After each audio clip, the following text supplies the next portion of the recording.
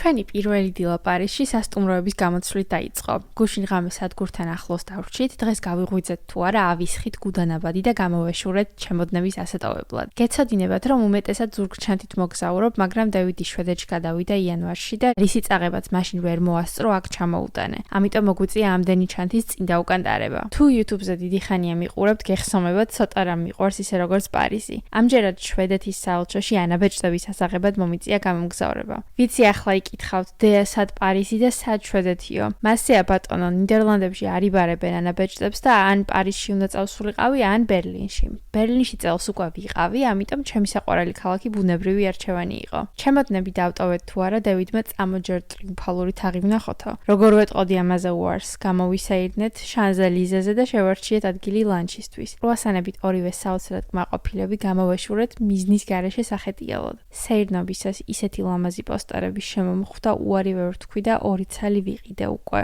ერთი სული მაქვს, როდის ჩავსვამ ჩარჩოში ჩემი მომავალი კედლისთვის. ლურსაც ჩამოვუქროლეთ უკვე დაღლილებმა და გადავწყვიტეთ სასტუმროში დაბრუნება მოსაწესრიგებლად. გამოვიცვალეთ, გამოვიპრანჭეთ და როგორ დავასრულებდით დღეს თუ არა ქართული სამზარეულოთი.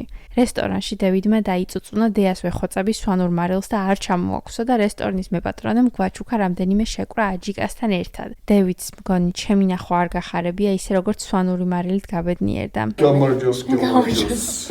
სანამ პარიზის დიდ ვიდეოს დავამონტაჟებდე, გავაკეთო სხვა დღის მინი დღიურებიც? არა.